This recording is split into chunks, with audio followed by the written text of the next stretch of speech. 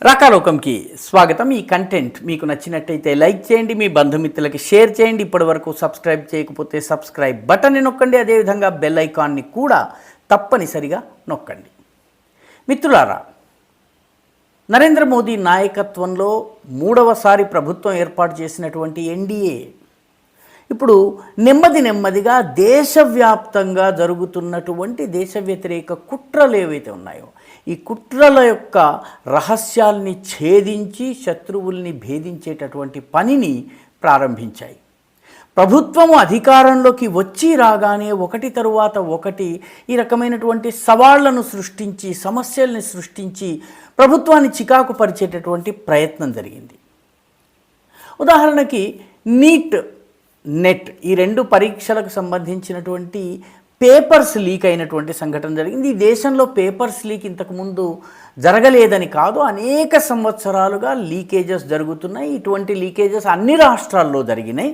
మీకు కర్ణాటకలో జరిగింది, ఆంధ్రప్రదేశ్లో జరిగింది, అన్ని రాష్ట్రాలు, తమిళనాడులో జరిగింది, ఉత్తర భారతదేశంలోని అనేక రాష్ట్రాల్లో జరిగింది, మధ్యప్రదేశ్లో జరిగింది. కాబట్టి పేపర్ లీకేజ్ వెనుక సర్వసాధారణంగా ఉండేటటువంటి ఎలిమెంట్స్ దురాశతో ర్యాంకుల కోసం తాపత్రయపడేటటువంటి తల్లిదండ్రులు, పిల్లలు, వాళ్లతో పాటు తమ సంస్థకు పేరు రావాలని భావించేటటువంటి కోచింగ్ సెంటర్స్, విద్యా కేంద్రాలు, అదేవిధంగా కాలేజెస్, వీటితో పాటు డబ్బు సంపాదించుకుందాము, సులువుగా ధనవంతులు అవుదామనుకునేటటువంటి విద్యాశాఖకు సంబంధించిన అధికారులు, ఈ నెక్సస్ మొత్తం అంతా కలిపి పేపర్ లీకేజ్ కానీ, లేకపోతే ఆఖరికి మన తెలంగాణ రాష్ట్రంలో అయితే పబ్లిక్ సర్వీస్ కమిషన్ పరీక్ష పేపర్లు సైతము లీక్ అయినాయి అన్నటువంటి వార్తలు వచ్చినాయి. అయితే ఈ లీకేజీలకు సంబంధించి మామూలుగా ఇప్పుడు గనక దర్యాప్తు చేయటం మొదలు పెట్టేటప్పటికి ఇప్పుడు చేస్తున్నటువంటి దర్యాప్తులో తాజాగా కొన్ని విస్తుపోయేటటువంటి నిజాలు బయటకు వస్తున్నాయి. బీహార్లో లేకపోతే జార్ఖండ్లో పేపర్ లీకేజీకి సంబంధించినటువంటి కొందరు దోషులను పట్టుకోవడం జరిగింది, వాళ్ళపైన దర్యాప్తు జరుగుతోంది. అయితే ఆశ్చర్యకరంగా ఇటీవల కాలంలో ఉత్తరప్రదేశ్లో, అదేవిధంగా మహారాష్ట్రలో అరెస్ట్ అయినటువంటి కొందరు, ఈ కేసు సందర్భంగా అరెస్ట్ అయినటువంటి కొందరిని ప్రశ్నిస్తే వీళ్ళందరికీ ఐఎస్ఐతో సంబంధాలు ఉన్నట్టుగా బయటపడింది. ఉత్తరప్రదేశ్లో అయితే ఒక ప్రిన్సిపాల్, ఒక వైస్ ప్రిన్సిపాల్, ఆయనతో పాటు ఒక విద్యాశాఖ అధికారిని అరెస్ట్ చేయడం జరిగింది. వీళ్ళ ముగ్గురులో ఒకరికి ఐఎస్ఐతో సంబంధం ఉంది, అతనితో మిగతా వాళ్ళకి సంబంధం ఉన్నట్టుగా తేలింది. అదేవిధంగా మహారాష్ట్రలో అరెస్ట్ అయినటువంటి వ్యక్తుల్లో ఒక వ్యక్తి, మిగతా ముగ్గురు కేవలం డబ్బు కోసం చేసిన వాళ్ళు అయిండవచ్చు, కానీ ఒక వ్యక్తికి ఐఎస్ఐ లింకేజెస్ ఉన్నాయని చెప్పి దర్యాప్తులో తేలుతోంది. అంటే ఈ పేపర్ల లీకేజ్లో ఈసారి ఈ కోణం కూడా, కొత్తగా అధికారంలోకి వచ్చినటువంటి ప్రభుత్వాన్ని అన్సెటిల్ చేయటం, అది కదలకుండా మెదలకుండా చేయటము, దిగ్బంధనం చేసే ప్రయత్నంలో భాగంగా ఈ పేపర్ లీకేజ్లో కొంత ప్రయత్నాలు జరిగినట్టుగా ఇప్పుడు స్పష్టమవుతోంది. వీళ్ళందరూ కూడాను టెర్రర్ యాంగిల్ దీనిలో బయటపడుతోంది. అంటే వీళ్ళల్లో ఒకరిద్దరికి, యూపీలో ఒకరికి, అదేవిధంగా మహారాష్ట్రలో ఒకరికి టెర్రర్ లింకేజెస్ ఉన్నాయని బయటపడుతుంది. దర్యాప్తు ఇంకా కొనసాగుతోంది.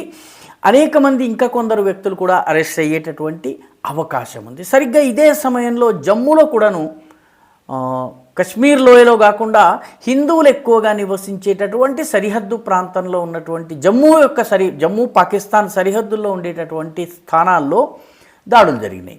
మొట్టమొదట కఠువా ప్రాంతంలో బస్సు ప్రమాదం జరిగింది.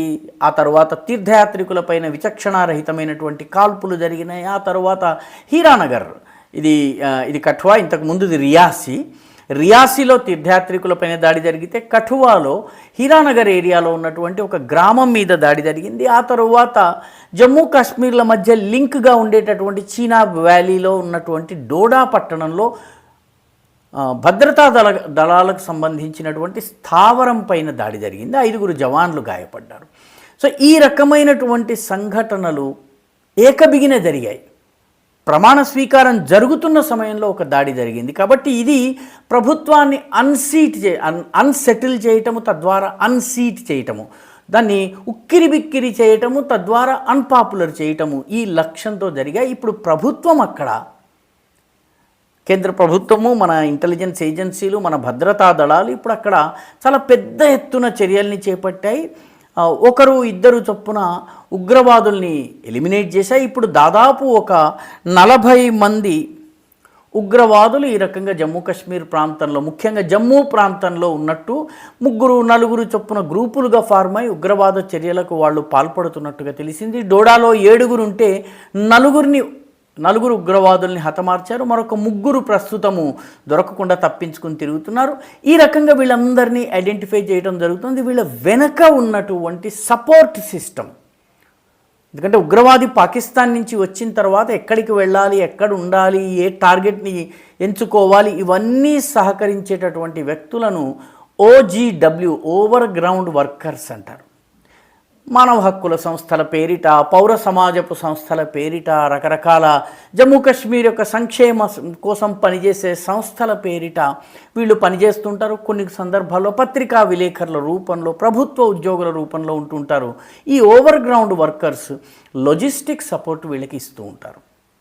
ఏదన్నా కేసు జరిగినప్పుడు ఉగ్రవాదుల్ని పట్టుకోవడం జరుగుతుంది, కానీ వాళ్ళ వెనకున్నటువంటి ఈ OGW సపోర్ట్ సిస్టమ్ని పట్టుకోవడం జరగదు. ఇప్పుడు జమ్మూ కాశ్మీర్లో రాష్ట్ర ప్రభుత్వము Jammu Kashmir enemy agents ordinance అనేటటువంటి ఒక ఆర్డినెన్స్ని తీసుకొచ్చింది. దీని ప్రకారం ఓవర్ గ్రౌండ్ వర్కర్స్ని కూడా ఉగ్రవాదులుగా ట్రీట్ చేసి వాళ్ళని జైళ్ళలో పారేసేటటువంటి, వాళ్ళ ఉద్యోగాలను తొలగించడమే కాకుండా వాళ్లకు సంబంధించిన ఆస్తులను సీజ్ చేసేటటువంటి ప్రక్రియ ప్రారంభమైంది. దీని ప్రకారము ఇప్పటికే ఒక 7 వ్యక్తుల ఆస్తులను ప్రభుత్వం సీజ్ చేసి అక్కడ నోటీస్ బోర్డు పెట్టేసి ఇవన్నీ కూడాను ప్రభుత్వం సీజ్ చేసింది.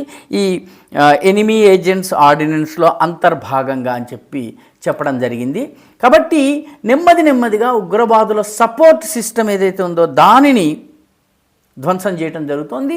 ఇదే కాకుండా జమ్మూ కాశ్మీర్లోని జమ్మూ ప్రాంతంలో దాదాపు 200 మంది అనుమానితుల్ని పట్టుకుని విచారించడం జరుగుతుంది. ఎందుకంటే ఉగ్రవాదులు మల్టీలేయర్డ్ అప్రోచ్, అనేక పొరలుగా వాళ్ళు పనిచేస్తుంటారు. అసలు ఉగ్రవాది దాకా వెళ్ళడానికి వీలు లేకుండా మధ్యలో అనేక లెవెల్స్లో కార్యకర్తలు, ఉగ్రవాద సంస్థ మద్దతుదారుల నెట్వర్క్ పనిచేస్తుంది. కాబట్టి ఈ నెట్వర్క్ మొత్తాన్ని ఛేదించే పనిని ప్రభుత్వం చేపట్టింది. అదే ఇప్పుడు అరెస్ట్ అయినటువంటి ఉగ్రవాదులు కొందరు అరెస్ట్ అయ్యారు, కొందరు చనిపోయారు. వీళ్ళ దగ్గర పాకిస్తాన్కి సంబంధించినటువంటి, పాకిస్తాన్లో తయారైన మందులు, పాకిస్తాన్లో తయారైన ఆహార పదార్థాలు ఉన్నాయి, చైనాలో తయారైనటువంటి ఆయుధాలు ఉన్నాయి.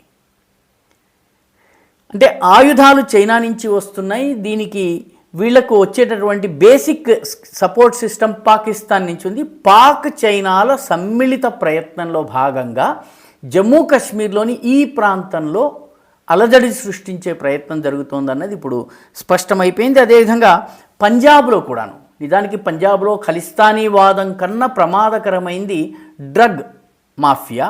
డ్రగ్ మాఫియాను గనక అరికట్టగలిగితే ఖలిస్తానీ ఉద్యమం కూడా తప్పబడిపోతుంది. ఎందుకంటే డ్రగ్ మాఫియా తమను కాపాడుకునేందుకు ఒక పొరగా ఖలిస్తానీ ఉద్యమాన్ని, ఖలిస్తానీ వేర్పాటువాదాన్ని పెట్టుకుంటున్నారు, ఒక రక్షణ కవచంలా పెట్టుకుంటున్నారు.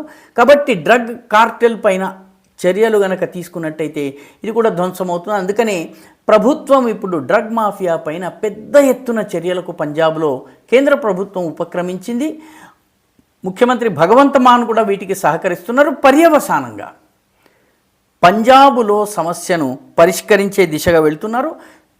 కేవలం ఈ ప్రాంతాల్లో మాత్రమే కాదు, నార్త్ ఈస్ట్లో కూడా ఇటీవల రోహింగ్యాలను, బంగ్లాదేశ్ని నెలకి 200 మంది చొప్పున అస్సాములోకి, తద్వారా భారతదేశంలోకి చొప్పించేటటువంటి ఒక ముఠాని పట్టుకోవడం జరిగింది. దాని 7 సభ్యుల్ని పట్టుకోవడం జరిగింది. 7 సభ్యుల్లో కొందరు బంగ్లాదేశ్కి చెందిన వాళ్ళైతే కొందరు భారతదేశానికి చెందిన వాళ్ళు. వీళ్ళిద్దరూ కలిసికట్టుగా పనిచేసి ఈ రోహింగ్యాలను, బంగ్లాదేశీలను మన దేశంలోకి నెలకి 200 మంది చొప్పున ప్రవేశపెడుతున్నారు. వీళ్ళందరినీ అరెస్ట్ చేయడం జరిగింది. ఇదే సమయంలో ఈ రకంగా మ్యాన్మార్ నుంచి వచ్చేటటువంటి కుకీలకు ఆధార్ కార్డులు తయారు చేసి, నకిలీ ఆధార్ కార్డులు తయారు చేసేటటువంటి ముఠాని కూడా మణిపూర్లో పట్టుకున్నారు. అంటే దేశవ్యాప్తంగా ఉగ్రవాద శక్తులు, వేర్పాటువాద శక్తుల మీద పెద్ద ఎత్తున యాక్షన్ ప్రారంభమైంది. ఇటీవలే అంటే శుక్రవారం నాడే ఛత్తీస్గఢ్లో ఉన్నటువంటి అటవీ ప్రాంతంలో నక్సలైట్లు నిర్వహించేటటువంటి ఒక ఫేక్ కరెన్సీ తయారీ ర్యాకెట్ని కూడా పట్టుకోవడం జరిగింది. తద్వారా అంటే దీన్ని బట్టి మనం అర్థం చేసుకోవాల్సింది ఏంటంటే ఇటు మహారాష్ట్ర నుంచి మొదలుపెట్టి అటు మణిపూర్, త్రిపుర దాకా, ఇటు మధ్యలో ఉన్నటువంటి నక్సల్ ప్రభావిత రెడ్ కారిడార్ దాకా ఇవన్నీ కూడాను ఒక పథకంలో భాగంగా ఇదంతా జరుగుతోంది. దీనిని అరికట్టే దిశగా ప్రభుత్వము చర్యలకు ఉపక్రమించింది. రానున్న రోజుల్లో దీనిని పూర్తిగా అరికట్టేందుకు దేశవ్యాప్తంగా ఉన్నటువంటి ఈ నెట్వర్క్స్ని డెమాలిష్ చేసేందుకు కేంద్ర ప్రభుత్వం నడుం కట్టింది. ఇవి గనక సక్సెస్ఫుల్ అయినట్టయితే రానున్న రోజుల్లో ఈ ఓవర్గ్రౌండ్ నెట్వర్క్ కావచ్చును, ఈ రకరకాల ఉపద్రవాలు సృష్టించే బ్యాచెస్ కావచ్చును, వీటన్నిటి ఆట కట్టు అయ్యేటటువంటి అవకాశం ఉంది. ఈ వీడియో మీకు నచ్చినట్టయితే లైక్ చేయండి, షేర్ చేయండి, ఈ ఛానల్కు సబ్స్క్రైబ్ చేయండి. మీ అభిప్రాయాన్ని కమెంట్ల రూపంలో తప్పనిసరిగా పంపించండి.